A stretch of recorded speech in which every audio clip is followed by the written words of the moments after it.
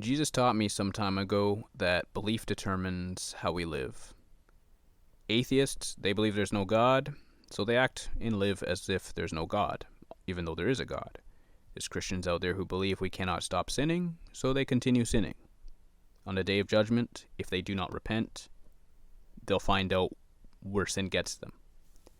Now, Jesus explained to me that just as belief determines how we live, our attitude determines the value of the things that we do. Not only that, Jesus explained that just as faith is accounted as righteousness, the right attitude is accounted as obedience. The reason why is because the right attitude will end us in obedience. Even if we mess up, the right attitude will carry us to obedience. So if we have the right attitude and we mess up, Jesus doesn't treat us as if we're in disobedience. He works with us to help us get to the goal that we are literally striving for. Attitude goes a long way. We can have the right attitude and mess up almost the entire walk, and at the end, we will get to the place that we're looking for. We will come into obedience. Now, we can be doing a whole lot of things right and have the wrong attitude, and that wrong attitude, in the end, will lead us into doing things wrong. So attitude is extremely important. And it's not just attitude in how we view this walk and view the things that Jesus has given us. And it's not just the attitude in being willing to submit, to cut our hand off, to gouge our eye out. Even though these things aren't literally what the issue is, as Jesus said, if they offend you, cut them off, and so on. It's really our heart that we need to circumcise. But the point is, having that attitude concerning this walk is great, but that is not the only thing.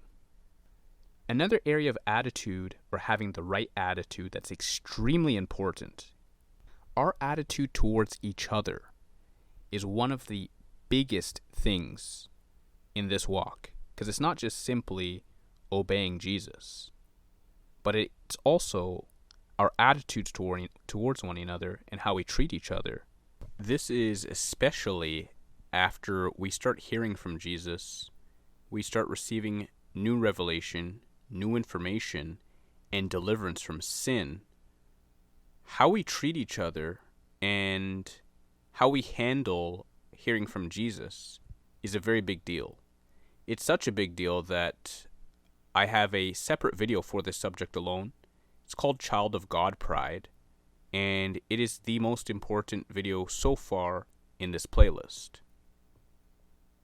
Now, continuing with this video and attitude, Jesus taught me something else about attitude that's very practical and helps us check our mind and helps us to take thoughts captive. Jesus explained to me that when someone uses the term, and this is actually a religious term, this is something you might hear in church, someone's operating under the spirit of so-and-so, or operating under the spirit of this, or operating under the spirit of that. For example, someone might say a woman is operating in the spirit of Jezebel, or someone could be operating in a spirit of lust. Jesus explained to me that attitude is actually another way of saying this. So if you want to check what spirit you're operating under, all you really need to do is check your attitude. If I had a really bad attitude right now, I could just look at my bad attitude and instantly I would be able to see the spirits that are operating. You can also do this with other people. I mean, if you see someone who's acting very angry and acting in a particular way, or they're consistently angry, we would say that they have a poor attitude, right? So the point is, if you really want to check yourself really quickly and put aside the religious terminology and put aside the mystical feel of, oh, this person's in this spirit and this person's operating under this, just check your attitude, man. You know, if you're acting selfish, you're operating under fear. Chances are you're probably going to be hurting someone with that attitude. So this actually changed my life. Jesus taught this to me. Again, this was something later on in my walk. He was just making things really simple for me in a particular season in my walk. And this is one of the things that he made very, very, very simple. Just consistently just checking my attitude throughout the day, checking to see how I'm thinking. And if things are off, I would go back to him and he would show me and teach me what I need to do. Once you have been overcoming sins of ungodliness, attitude is the next thing Jesus definitely works with. The book of Enoch actually mentions that the righteous will no longer sin in sins of ungodliness and sins of pride. And Jesus showed me that attitude is where we overcome the sins of pride.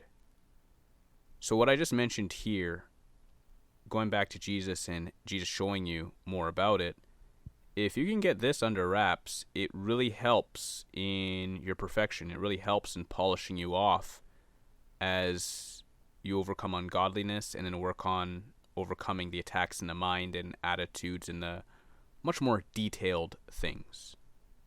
Now, I'm ending this video here, and I would highly encourage watching the next video, which is the Child of God Pride video. As I mentioned earlier, this one is the most important video.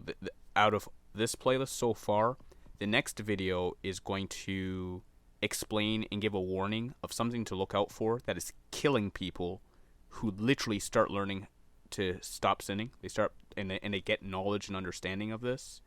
There's a particular attitude that Satan tries to teach people to live in that kills them, while they believe that they're doing okay and while they believe they're fine in Jesus. May the Father and Jesus Christ both bless you.